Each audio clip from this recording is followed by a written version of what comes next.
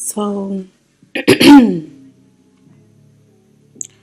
been trying to do this little podcast thing for a while now, and it just never took off.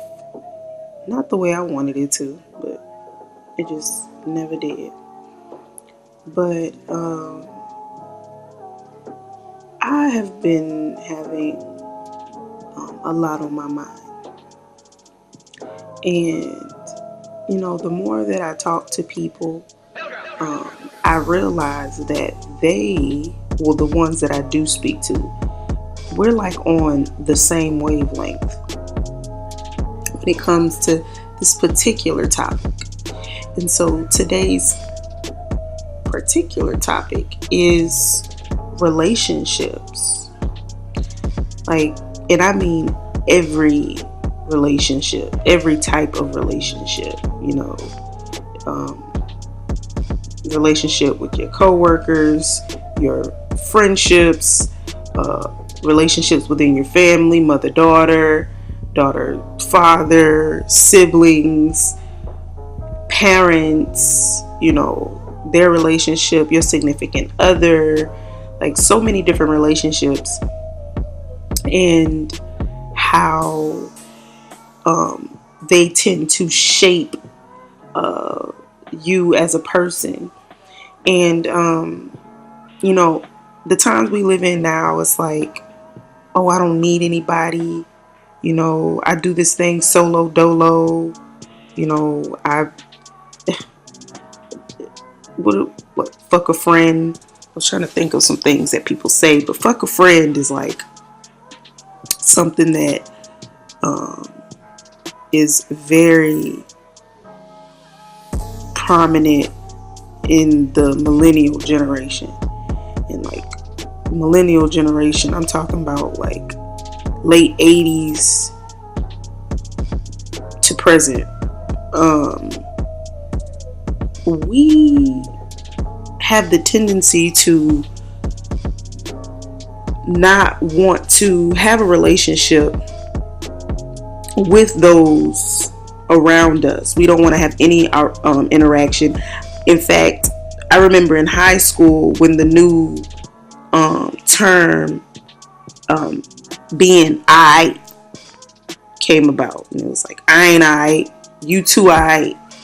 And even back then I used to say, what's wrong with being open with people, open to new conversation, new experiences? Like, so many people have marginalized themselves, in other words, boxed themselves into this small amount of experience and interaction amongst those that they consider their day ones. Now, I'll get into that a little further, but I'm just going to talk about my situation specifically. Now, I've had some friends in my day. Some have come and gone, twice over. But I want to talk about how the relationships shaped me as a person. Now, the people that I normally surrounded myself with, we had similarities. I'll say that. We had a lot of similarities. We shared likes and dislikes in some form or fashion. We had some things in common, from having the same birthday month to having the same our siblings being the same age to being basically me being forced into a friendship that turned out to be the best. I'm not saying that in a negative way. To being met, meeting one another through someone mutual, and all of these people helped me in a very, I guess, meaningful point in my life. Each and every one of them. But those that I named are no longer my friends. And in fact, we stopped being friends long ago. But it was kind of like beating a dead horse. We continue to try to be friends, but there was clearly a lost connection. So just last year, I hit a brick wall. That's what I say. I hit a brick wall. Like, it just felt like everything was becoming real for me. Very real. Like, that's when I began to live in reality. And everything that I believed, everything that I thought I knew had been shown to me differently. And I was scared. I had no one to turn to. Those friends that I thought I had did not have my back. I didn't have anybody to lean on. Not even family. Like, I didn't even have family to lean on. So this was literally just me. And this is before God had spoken to me. But it's scary. And so I took to social media. I won't lie. I took to social media. I would post pictures. I wouldn't get that many likes, but it was enough likes for me. But it was just a temporary fix. You know, I'd look one way on Instagram and be feeling totally different. Be going through things that I could have been helped. I could have been helped.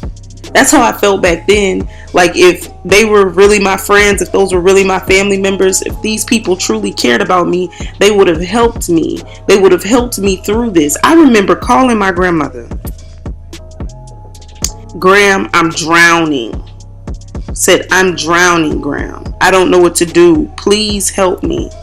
Please help me. And she was like, how are you drowning? And I was just spitting off all of these things that were consuming me, and I just felt overwhelmed. And she was like, oh, well, I can't help you. I can't help you with that. Whether it was something I was going through emotionally, physically, mentally, anything, she could not help me. And at that moment, I was like, how is this my grandmother and she says that she can't help me? So I held a grudge. I called friends and they wouldn't answer the phone. Like, literally would not answer the phone for me. People that if I called them, they wouldn't answer for me. But if they called me, I'd pick up the phone. Whatever they needed, I was there. But that action was never reciprocated.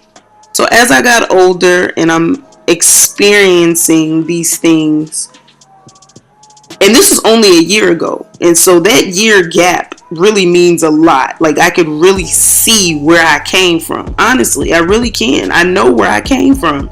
I know how far I have come from that very moment, because I remember I had my own apartment. Miserable. I was never there. I was wherever I felt connected with someone, to someone, anyone. It didn't matter if these people were good for me or not, if these people cared for me or not. Like, I was just there. I forgot where I was going with this.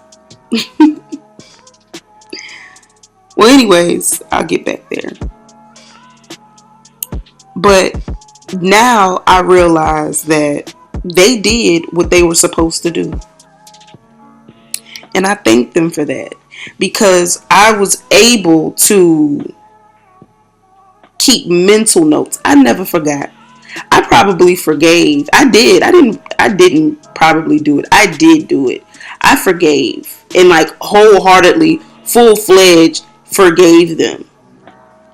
But I never forgot it happened. So these things would happen time and time again, and I'd still stick my neck out for them. and they'd fall short returning the favor. So why? Why do we not value friendship, relationships? Why do we not value them? Why do we fall short in loving and cherishing those relationships, nurturing them intentionally? Is my question. And so the only answer that I've come up with thus far is that we don't know any better. It's all a learning curve. It's all a learning process. See, I know for a fact that those friends that I had think about the friendship that we had and what they could have done better. Because I do it. I've done it. And when you get to a point where you're like, well, where I was like, you know what? I'm not going to call. I'm not going to text. I'm not going to reach out. And this is to family members too. So they can feel how they made me feel. And this isn't to get back at them. This is to protect myself.